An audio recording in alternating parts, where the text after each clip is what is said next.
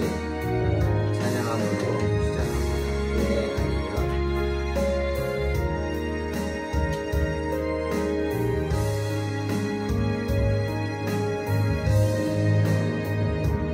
어둠 속 헤매이던 내 영혼 갈 길 몰라 방황할 때에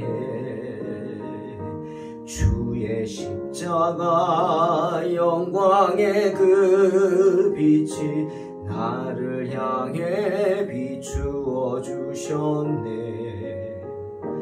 주홍빛보다 더 붉은 내 죄 그리스도의 피로 씻기어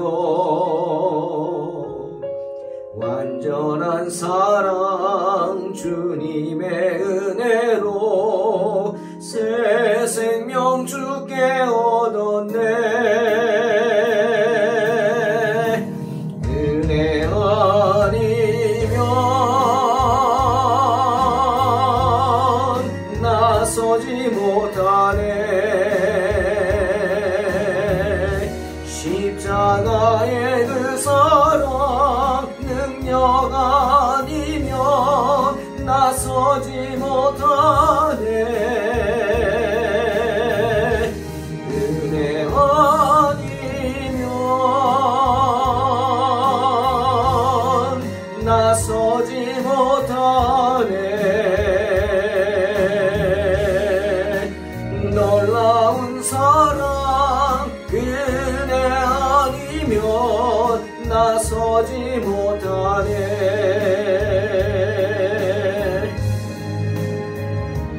나의 노력과 의지가 아닌 오직 주님의 그 뜻 안에서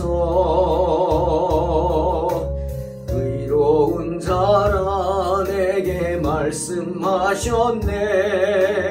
완전하신 그 은혜로 은혜 아니면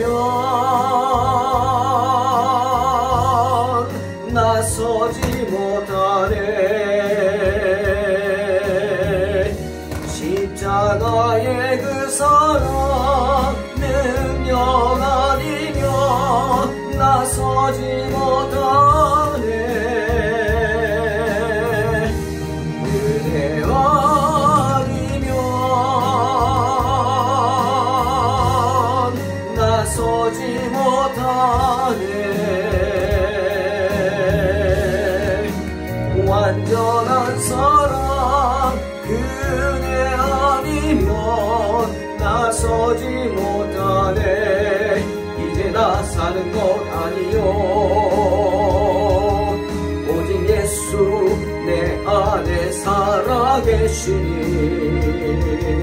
나의 능력 아닌 주의 능력으로 이제 주와 함께 살리라. 오직 은혜로 나 살아가리라.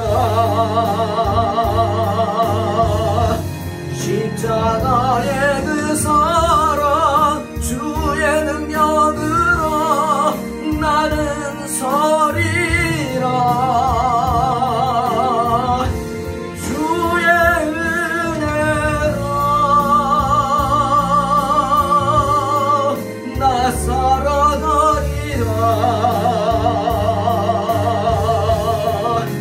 십자가 사랑 그 능력으로 나 살리라.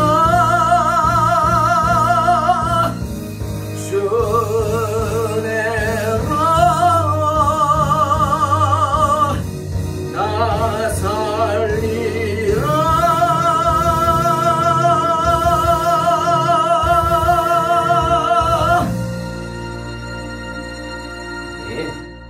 주님의 은혜로 살 줄로 믿습니다.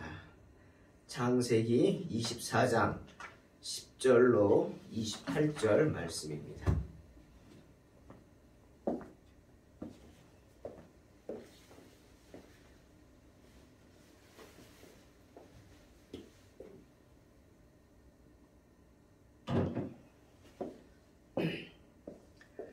이에 종이 그 주인의 낙타 중 10피를 끌고 떠났는데 곧 그의 주인의 모든 좋은 것을 가지고 떠나 메소보다미아로 가서 나홀의 성에 이르러 그 낙타를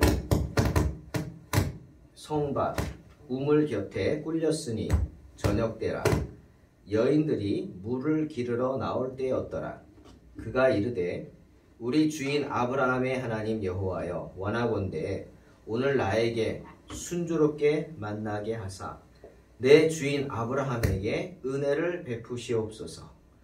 그 성중 사람의 딸들이 물 기르러 나오겠사오니 내가 우물 곁에 서 있다가 한 소녀에게 이르기를 청하건대 너는 물동이를 기울여 나로 마시게 하라 하리니 그의 대답이 마시라 내가 당신의 낙타에게도 마시게 하리라 하면 그는 주께서 주의 종 이삭을 위하여 정하신 자라 이로 말미암아 주께서 내 주인에게 은혜 베푸심을 내가 알겠나이다. 말을 마치기도 전에 리브가가 물동이를 어깨에 메고 나오니 그는 아브라함의 동생 나홀의 아내 밀가의 아들 부두엘의 소생이라. 그 소녀는 보기에 심히 아리따고 지금까지 남자가 가까이 하지 아니한 처녀더라. 그가 우물로 내려가서 물을 그 물동이에 채워가지고 올라오는지라. 종이 마주 달려가서 이르되 청하건대 내 물동이의 물을 내게 조금 마시게 하라. 그가 이르되 내 주여 마시소서 하며 급히 그 물동이를 손에 내려 마시게 하고 마시게 하기를 다하고 이르되 당신의 낙타를 위하여서도 물을 길어 그것들도 배불리 마시게 하리이다 하고 급히 물동이의 물을 구유에 붓고 다시 기르려고 우물로 달려가서 모든 낙타를 위하여 깃는지라. 그 사람이 그를 묵묵히 주목하며 여호와께서 과연 평탄한 길을 주신 여부를 알고자 하더니 낙타가 마시기를 다하매 그가 반세겔 무게의 금 코골이 한 개와 10세겔 무게의 금 손목걸이 한 쌍을 그에게 주며 이르되 내가 누구의 딸이냐 청하건대 내게 말하라. 내 아버지 집에 우리가 유숙할 곳이 있느냐. 그 여자가 그에게 이르되 나는 밀가가 나홀에게서 낳은 부두엘의 딸이니이다. 또 이르되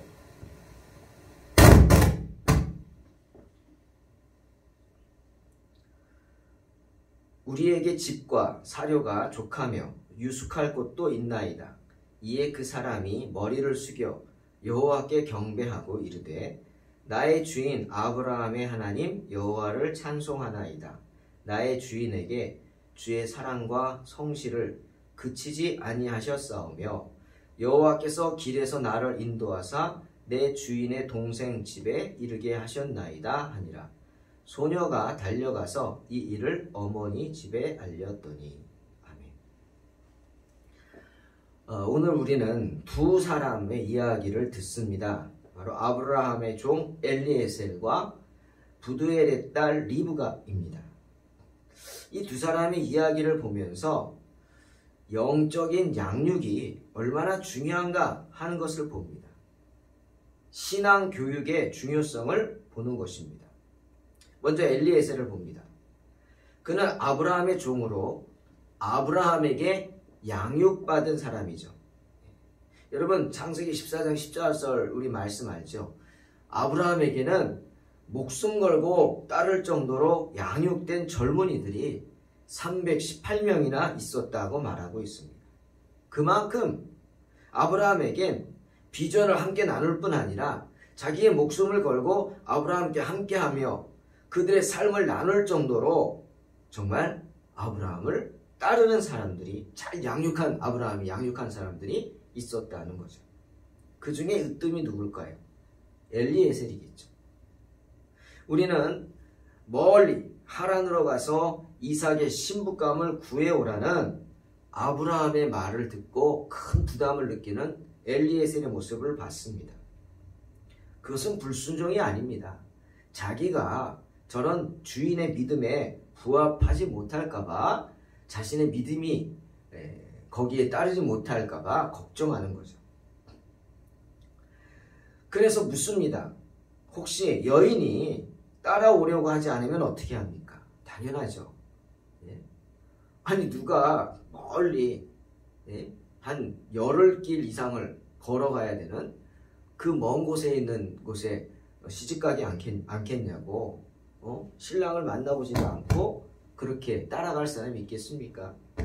당연한 이야기죠. 그렇게 물었습니다. 그러자 아브라함이 뭐라 그럽니까? 안 된다 그러죠. 안 된다. 안 된다.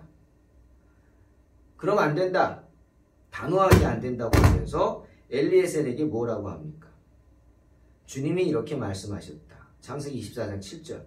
이 땅을 내 씨에게 주리라 하셨으니 그가 그 사자를 너보다 앞서 보내실 것이다. 즉 나의 이런 믿음을 보신 하나님께서 나의 기도를 들으시고 먼저 가셔서 이삭의 신부감을 준비해 놓으실 거다라고 말하는 것입니다. 바로 여호와 이레 하나님을 믿는 거죠. 여러분 아브라함은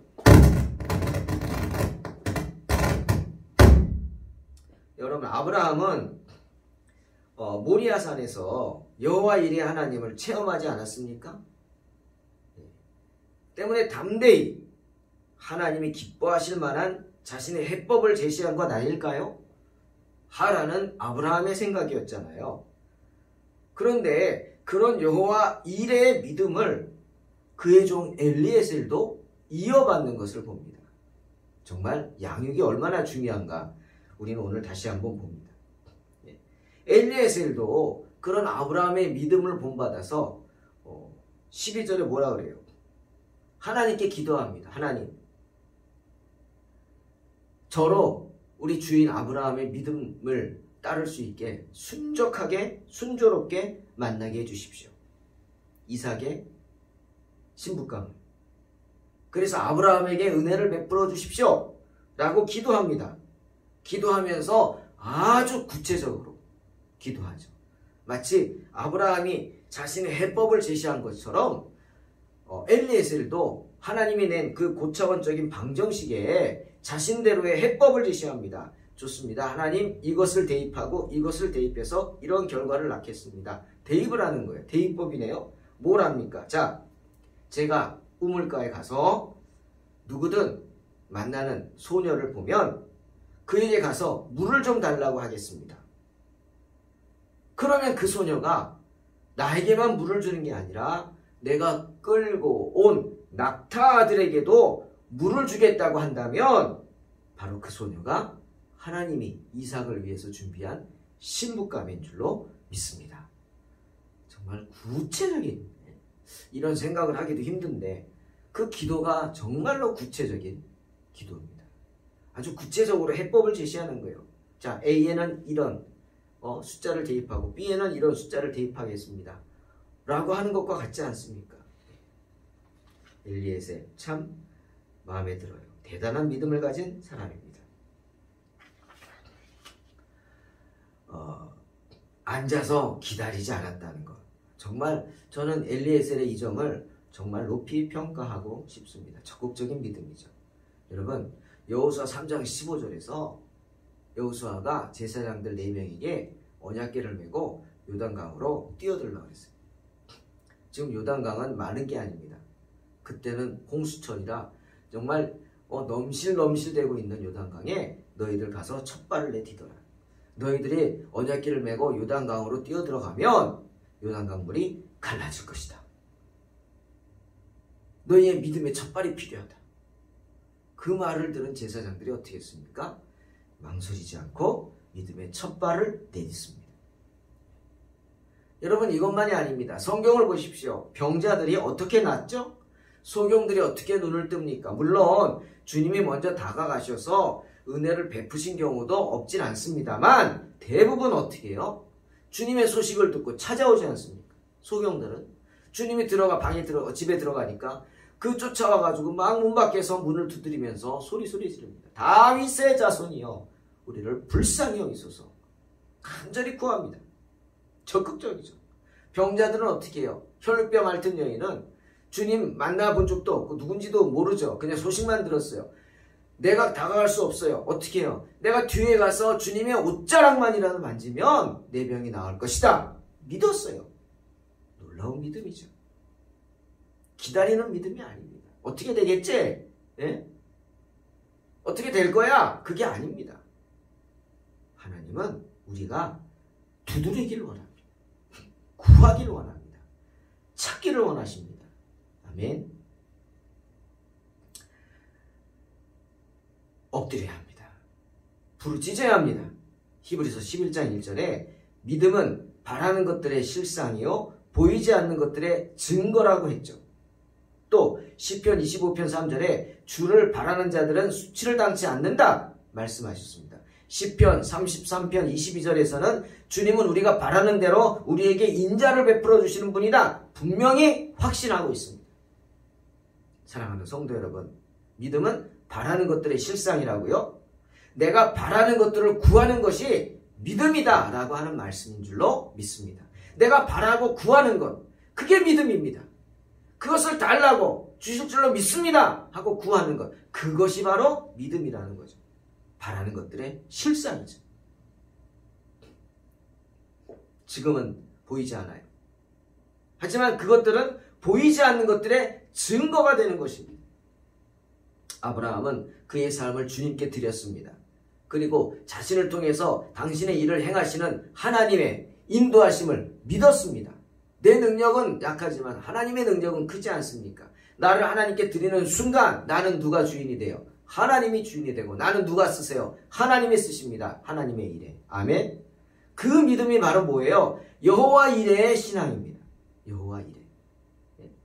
내가 지금 하는 일이 하나님의 일이기 때문에 내가 할 수 없다면 아니 못하는 게 아니라 하나님께서 이미 준비하고 이루어 주실 줄로 믿는다는 겁니다.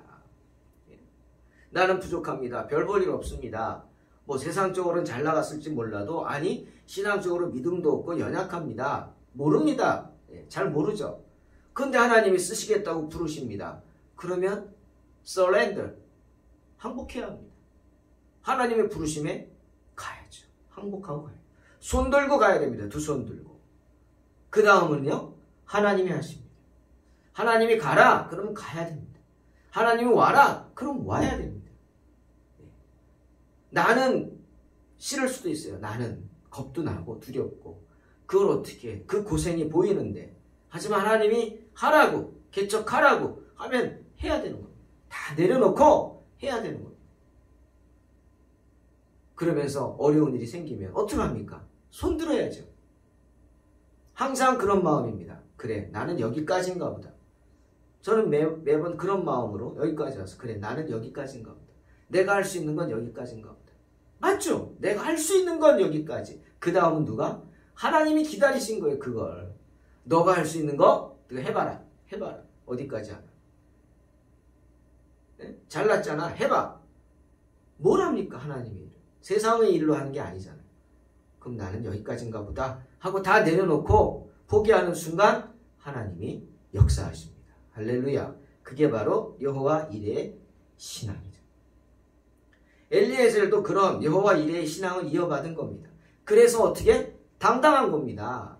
사랑하는 성도 여러분, 당당하시기 바랍니다. 주께서 여러분과 함께 하십니다. 가진 것이 없다고요? 부족하다고요? 능력 없다고요? 그래도 여러분은 하나님의 자녀잖아요. 아멘? 하나님의 자녀는 당당한 거죠. 어디서나 주께서 우리와 함께하기 때문에, 성령이 우리와 함께하기 때문입니다. 아멘. 이스라엘에서 물을 깃는 것 쉬운 게 아닙니다. 우리는 그냥 뭐 사극이나 보면은 우물 있잖아요. 우물에 물동이를 던져가지고 그냥 풍덩 떨어지면 막 길어 올리죠. 이스라엘은 그렇지 않습니다. 물이 나는 게 축복이죠. 우리는 어디를 파도 물이 나오죠. 정말 축복이죠. 이 땅은. 이스라엘은 그렇지 않아요. 중동은. 아무리 파도 물 안 나옵니다. 정말 물길을 파야지. 찾아서 해야지. 사막의 샘, 오아시스를 발견해야 물이 나오죠. 그리고 물 나오면 조금만 파면 나오나요? 깊이 파야 돼요. 깊이. 그러니까 우물이 우리처럼 뭐 이게 아니라 굉장히 넓습니다. 네. 굉장히 넓어요. 네. 집터 몇 배나 되는 넓이를 파고 들어가니까 옆에 계단을 만들고 내려가는 거예요. 파고 들어가서 거기 끝까지 내려가서 물동이랑 물을 길어가지고 머리에 이고 계단을 막 올라와야 됩니다. 이게 얼마나 힘들겠어요. 그런데 엘리에셀이 어떤 기도를 했냐면 정말 우리가 보기엔 말도 안 되는 기도를 하는 거예요. 그 물을 떠다가 나그네 대접하는 거는 크게 어렵진 않을 거예요. 이스라엘 사람들은 나그네 대접하니까. 근데 그 다음 뭐예요? 나에게만 물을 주는 게 아니라 내가 끌고 온 낙타들에게도 물을 주는 사람. 이게 대단한 거예요. 여러분, 엘리에셀이 이삭의 신부감을 구하기 위해서 낙타를 끌고 종들을 끌고 옵니다. 뭐 실었을까요? 폐물들 실었겠죠. 예? 신부감에게 줄 예물을 실었을 거 아닙니까? 거부인 아브라함이 조금 갖고 왔을까요? 그 먼 곳에 여인의 마음도 달래야 되는데 미안한 얘기지만 물질 있는 곳에 마음 있잖아요. 엄청나게 갖고 왔겠죠. 낙타 한두 마리 끌고 왔을까요? 제가 보기에는 10마리 이상은 끌고 왔을 거예요. 그죠? 10마리 이상은. 그 여기 보잖아요. 낙타들에게도 물을 준다. 낙타들에게. 낙타가 물을 얼마나 먹습니까? 그것도 사막을 횡단하고 왔는데 물통이 몇 리터잖아요. 몸에 싣고 다니잖아요. 뿔에. 그 낙타들에게 물을 준다. 이거는 정말 하나님이 그 마음을 그렇게 하지 않으면 안 된다는 거예요. 아무리 친절해도 그거는 쉽지 않죠. 하나님의 인도하심이죠. 근데 엘리에셀은 그렇게 기도했고 그의 기도대로 하나님이 들어주십니다. 그의 믿음대로 되게 하시죠. 15절 뭐라 그랬어요? 말을 마치기도 전에 라고 그랬어요. 리브가가 물동이를 어깨에 메고 나오는 것입니다. 여호와 일이죠. 또 하나 한번 생각해 봤습니다. 여러분, 엘리에셀이 왜 다른 곳에 가서 신부감을 찾지 않았을까요? 예? 어디 마을에 가서 찾지 않고 우리로 말하면 어디 주막 같은 데 가서 주모 여기 좀 괜찮은 아가씨들 없습니까? 색식감 신부감 찾으러 왔습니다. 라고 하지 않고 예? 어디 화려한 곳에 가서 찾지 않고 왜 우물가로 갔을까요? 우물가는 한참 마을에서 떨어진 햇볕 쨍쨍 쬐는 곳인데 바로 엘리에셀의 믿음이 있습니다. 엘리에셀은 그렇게 하나님께 기도했죠. 이 이삭의 신부감이 어떤 사람이어야 됩니까? 아무나 막 그냥 데리고 옵니까? 아니잖아요. 아브라함이 자기에게 믿고 맡겼는데 네가 좋다고 하면 난 다 좋다. 엄청난 신뢰죠. 그러니까 엘리에셀은 기도한 거예요. 하나님, 정말 훌륭한 사람을 찾기를 원합니다. 어떤 사람? 특히 우물가를 찾았다는 건 뭐예요? 근면한 사람, 성실한 사람, 집안에서 화장이나 하고 집안에서 피부 관리나 하면서 우물가에 나온다. 햇볕에 다 타는데 피부 관리하는 사람이 나오겠습니까? 일은 안 하는 사람, 일 안 하는 사람이 오겠냐고요. 일하는 사람이 오지. 멋만 부리는 그런 사람이 아니라 물동이를 이고 이 우물가로 와서 물을 길어 날르면서 나그네를 대접할 줄 아는 예의 바른 사람. 그리고 너그러운 성품을 지닌 그런 신부감을 기도한 겁니다. 기다린 겁니다. 자, 이제 리브가에 대한 이야기를 봅시다. 리브가가 바로 그런 여인이었습니다. 엘리에셀이 기도한 대로 겸손하고 성실하고 예의 바르고 나그네를 대접할 줄 아는 그런 여인이었어요. 몸도 마음도 건강했다. 특히 나그네를 대접하는 일뿐 아니라 시키지도 않았는데 이 리브가에게는 뭐가 있었어요? 숨을 헐떡이면서 입에서 침을 흘리고 거품을 물고 목마르면 낙타들이 그러잖아요. 그러고 있는 낙타들이 쫙 앉아있는 걸 봤어요. 예? 불쌍한 거예요. 긍휼히 여기는 마음. 여러분, 짐승 좋아하는 사람처럼 악한 사람은 없습니다. 짐승들을 불쌍히 여기는 사람치고 악한 사람이 없다. 리브가가 그런 여인이었어요. 그 많은 낙타들이 목이 말라가지고 쩔쩔매는 것을 보고 가만히 있을 수가 없었어요. 그래서 자기가 말합니다. 제가 끌고 온 낙타들에게 물을 먹여도 되겠습니까? 얼마나 예의가 바릅니까? 엘리에셀이 기가 막혔죠. 정말 하나님의 역사구나. 사랑하는 성도 여러분, 이런 너그러운 마음을 가지시기를 바랍니다.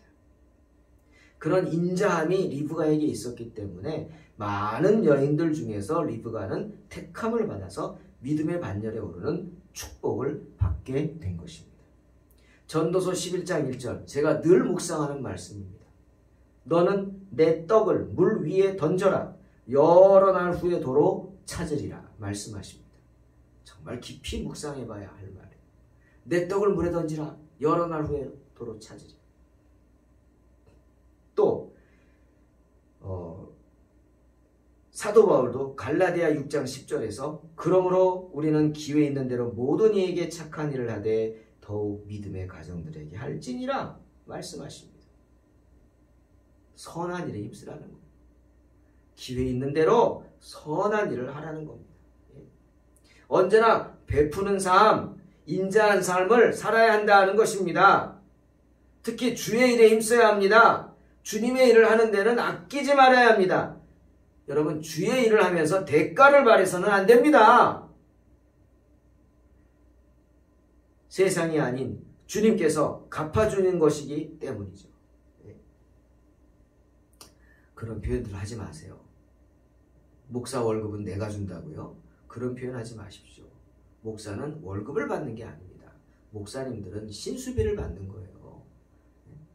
살아가기 위해서 생활비를 받는 거고, 자신의 몸과 마음을 닦아서 경건하게 하나님 말씀 준비하며 주님의 양머리를 먹이기 위해 거기에 필요한 경비들이 있겠죠. 신발도 사야 되고, 옷도 사야 되고, 밥도 먹어야 되고, 핸드폰도 써야 되고, 그렇겠죠. 그건 월급이 아니죠. 목사님들이 자기를 위해 사는 사람들이 있을까요? 모르겠어요. 있기도 하겠지만 대부분의 주의 종들은 그렇지 않습니다. 어떻게든 주의 교회를 섬기려고, 세우려고 그렇게 살고 있습니다. 저도 그렇게 살고 있고요.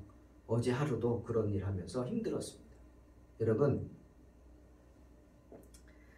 마태복음 10장 42절에서 또 누구든지 제자의 이름으로 이 작은 자 중 하나에게 냉수 한 그릇이라도 주는 자는 내가 진실로 너희에게 이르노니 그 사람이 결단코 상을 잃지 아니하리라 말씀하십니다. 주의 일을 하는데 대가를 바라지 마십시오. 세상이 아닌 주님이 갚아주시기 때문입니다. 주의 종에게 대접하는 냉수 한 그릇도 잊지 않으시는 분이 우리 주님이십니다. 저는 리브가를 보면서 그런 딸을 둔 아비, 부두엘을 칭찬하고 싶습니다. 성경은 리브가를 이렇게 묘사해요. 16절에 그 소녀는 보기에 심히 아리답고 지금까지 남자가 가까이 하지 아니한 처녀더라. 그가 우물로 내려가서 물을 그 물동이에 채워가지고 올라오는지라. 그런 리브가의 모습을 보고 이 늙은 엘리에셀이 반했어요. 그래가지고 성경 보십시오. 보자마자 그 모습을 보자마자 지켜보고 있다가 허겁지겁 달려가죠. 허겁지겁 달려갑니다. 반한 거죠.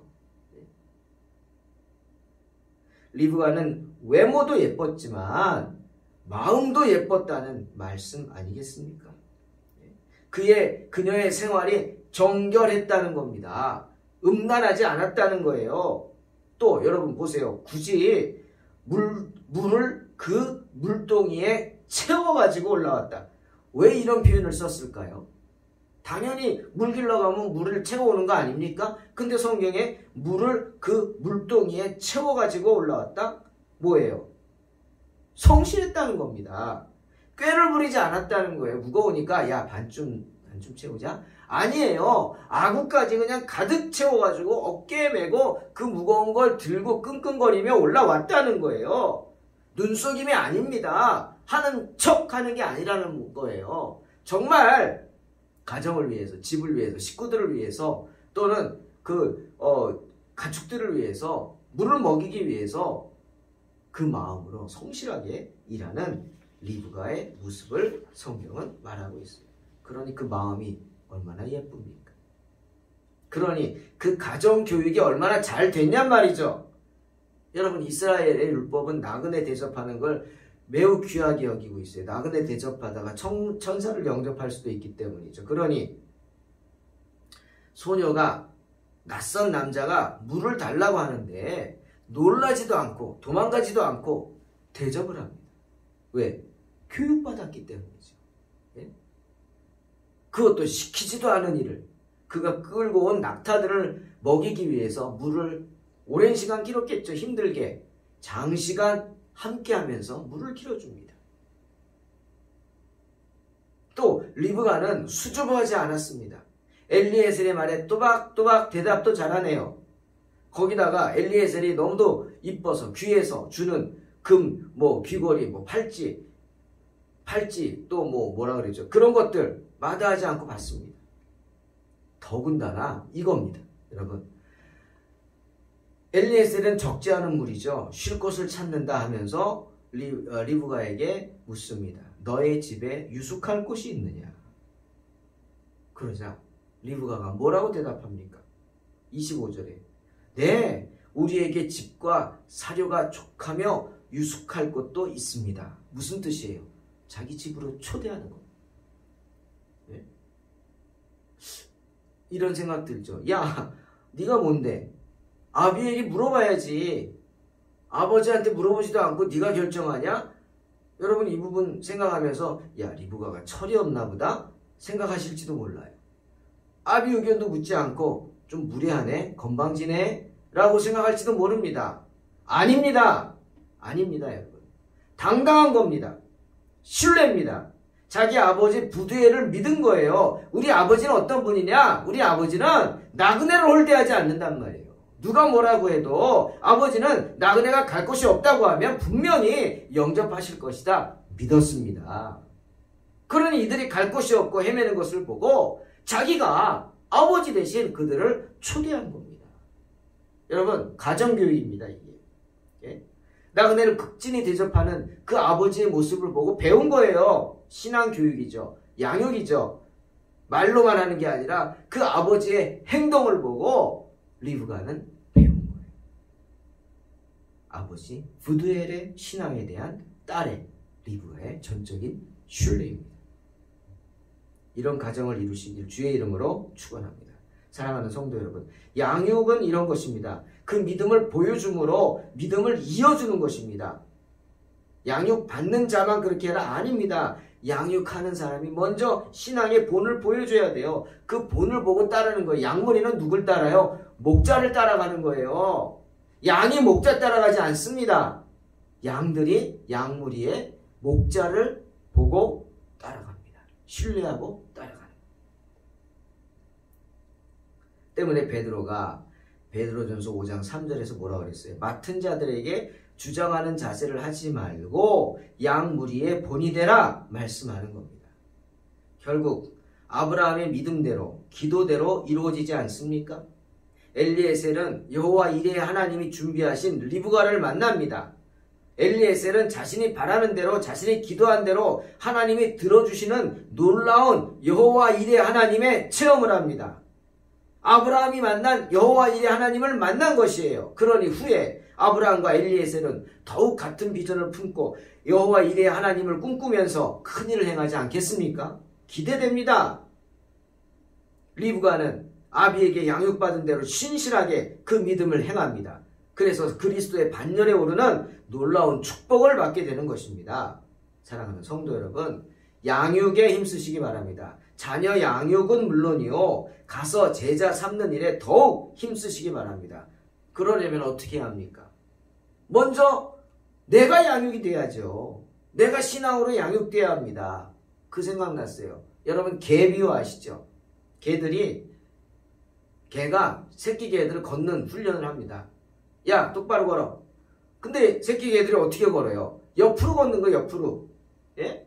그러니까 아비가 화가 났어요. 막 화를 냅니다. 야 이놈들아 똑바로 걸으니까 왜 옆으로 걸어? 기가 막히죠. 너나 잘하세요. 그거지. 예? 아비개도 옆으로 걷지 않습니까? 자기는 옆으로 걸으면서 새끼는 똑바로 걸으라고요? 안 될 소리죠. 그런 모습이 되지 않으려면 내가 먼저 바르게 양육되어야 합니다. 시간을 내십시오. 열심을 내십시오. 힘과 정성을 다하고 하나님을 사랑하는 마음을 더해서 잘 양육되어서 많은 사람들을 의의 길로 그들의 이름을 하늘나라 생명책에 기록되도록 전도하는 일꾼들이 되시기를 주의 이름으로 축원합니다. 아멘. 기도하겠습니다. 하나님 감사합니다. 오늘도 주의 말씀 가운데 있었습니다. 오늘은 엘리에셀과 리브가를 보면서 양육받는 것이 얼마나 귀하고 복되고 또 중요하고 더불어 힘든가 하는 것을 보게 됩니다. 하나님 양육되게 하여 주시옵소서. 그래서 하나님의 일꾼으로 부족함이 없도록 세움받게 하여 주시옵소서. 주의 은혜 가운데 거하게 하시고 언제나 여호와 이레 하나님을 믿음으로 승리하는 삶, 우리 동탄 소망교회 가운데 많은 사람들이 잘 양육되어져서 많은 사람들을 의의 길로 인도할 수 있게 하여 주시옵소서. 식물을 강가에 던지라 하셨습니다. 여러 날 후에 도로 찾는다. 정말 인자한 마음으로 베푸는 삶을 살게 하여 주시옵소서. 예수님의 이름으로 기도하옵나이다. 아멘. 믿음으로 승리하시기 바랍니다.